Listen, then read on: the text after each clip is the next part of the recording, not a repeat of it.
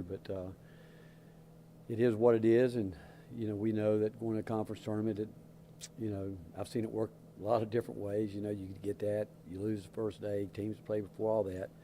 But the bottom line is it's today. It's about doing what you do, and at the end, if you've done the body of work, if that's where you get seated, you get seated. But the fact of the matter is, I don't know if that's foremost on our mind right now. We talked yesterday again about where we've got to improve and what we need to get better with, but I don't think the most important thing is just winning the next game, and where it plays out, falls out. That's what we'll deal with. What are the main areas you feel like you guys need to get better at? Same thing we've talked about all year: consistency, details with really the focus. We've talked a lot about that. Trying not to go through those sequences in a game where we're put too many of them back to back. Again, we want perfection. We know we're not going to get it, even though we'll try to strive for it. But we just got to get everybody each game knowing exactly what we're going to get, and it goes back to consistency. And I think that starts every day in practice. And by now, you can look at numbers and say this, say that, but it's you're looking for consistency, and that's what I hope we can get to. Do you use a week like this to go back and self-scout and implement new things or take things out, anything along those lines? No, the biggest week for us was trying to get guys healthy. That was, we had to change our schedule the way we originally put it in, because we just had guys at some injuries that, to be quite honest, I'm not sure they'll get 100% better because of where they are. So we've tried to manage that more this week than anything else. And we've got a lot of different things that we do, but the core things that we always talk about is our defense, our rebounding, taking care of the ball. That won't change. And game to game, we've talked about how every game's different, and whatever we think we'll go into that game with a game plan. That's what we do, and have to be able to adjust within the game. What do you think's allowed you guys to be more productive in the paint these last few games?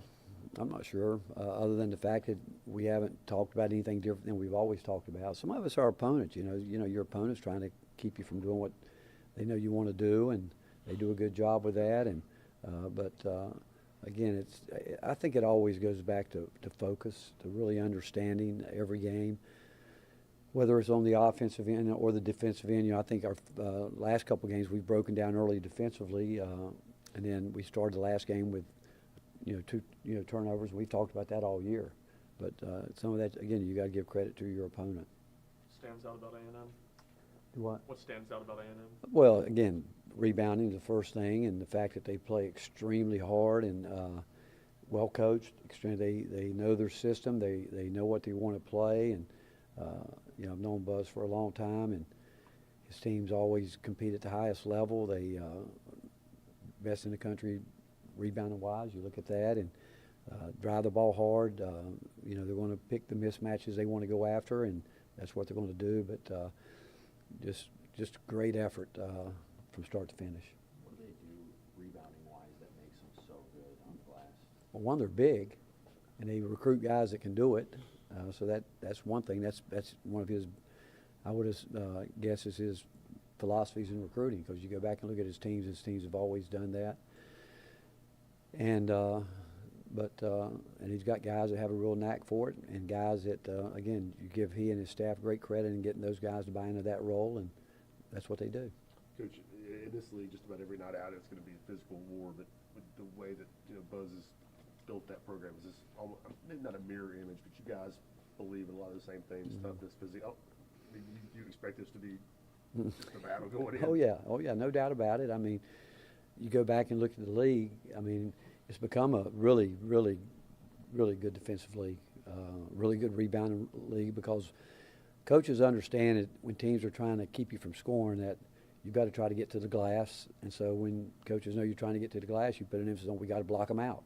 We can try to get them to take a tough shot. So and you look in our league this year, then a lot of teams start driving the ball hard. They say, okay, we've got to get to the free throw line. We got to find a way to score if they're going to.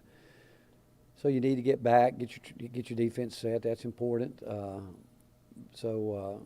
think regardless of who you're playing, I think we go into games expecting a really physical game some way, somehow.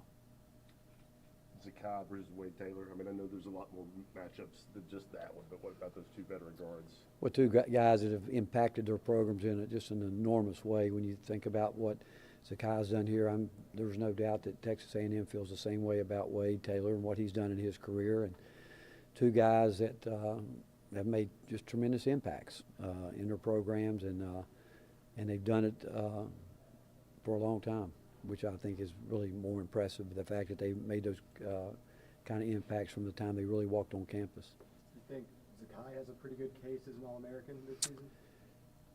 Yeah, I mean, why not? I mean, you talk about a guy that's been a key guy, the guy that if he got one of his teammates to follow him over the cliff, they would follow him because he's got that kind of respect because of what he does every single day. And then when you talk about leading the team that's been pretty much ranked in the top 10, 5 all year long, a guy that everybody game plans for, a guy that affects both the offensive side of the ball, the defensive side of the ball. And when you think about him doing that at the level that he is, knowing that he's being game planned for, I can't imagine there's not a coach in the country that would want to have Zakai. When you think about what he does to impact winning basketball games, it's truly phenomenal. And I don't know of anyone that does it better. You think Chaz is in that All-American conversation as well?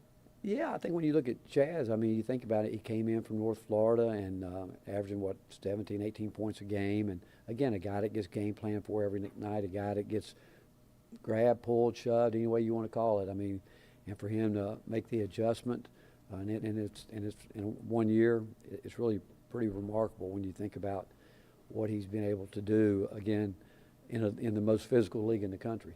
And when people are really working hard to keep him from getting the ball all kind of ways, but he's learned to adjust to it. And, again, a guy that's being game planned for every single night, and to put up the numbers he has is pretty impressive. Coach, was it helpful for your guys not having a midweek game this week? Yeah, you think about it because of where we had guys that were hurt a little bit. And that's what I think all coaches, when that midweek comes, you hope it is at a time when, you'd like to give them rest, obviously. But for us, with the injuries that we had, the ones that, whether it's a calf strain, a big toe, those things that are hard to get right, a week won't do it, but it helps. And I think, and hopefully it's helped us and as we get back into it now. You said you might have made Z mad during halftime just to kind of challenge him to get back to the type of game that he plays, and he said after the game that he wanted to prove you right, that he could be better. Did you guys have a moment since the game after he had that 22-point halftime? He and I do a great deal of talking with our eyes. He knows me, and he knows the look I give him. I understand him. I mean, I know his body language so well. And I think he knows my body because his comment to me, I got you. Sometimes I don't say anything. I don't. I just look at him. He said, I got you. And I'd have the utmost respect for him because, again, I'd say it all the time, his DNA, it's what he does every day in practice. I mean, very few guys do it. I mean, I wish they all did. I wish if I could bottle what he does in his approach every single day, it would be, I mean, I love going to practice, but I don't know if I'd ever have to raise my voice very much because I don't have to with him very much because he's a guy that he's a self-motivated, got a tremendous drive to get better.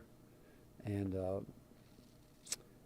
like I said, what he's done in his career I think he'll leave here as one of the all-time great Tennessee Volunteers and really a guy that has impacted college basketball the last 4 years. I know he's been an inspiration for a lot of small guards. I mean, there's a lot of guards out there small guys that contact us because they see what he's done and they know that we believe in guys like that. And so has made impacts not only on the court, but what he's done outside the program as well. Since Zakai came back from his injury, he's been shooting the ball a lot better from three-point land. What adjustments has he made to improve in that area? Well, I think some of his teammates, the more consistent they can be with him, it doesn't put as much on him. I mean, as we all know, he's very unselfish. He wants to pass the ball. He loves the assist. And when those guys are consistent, he doesn't have to do as much, and he can kind of get away from the ball a little bit, play away from the ball, which he likes to do too.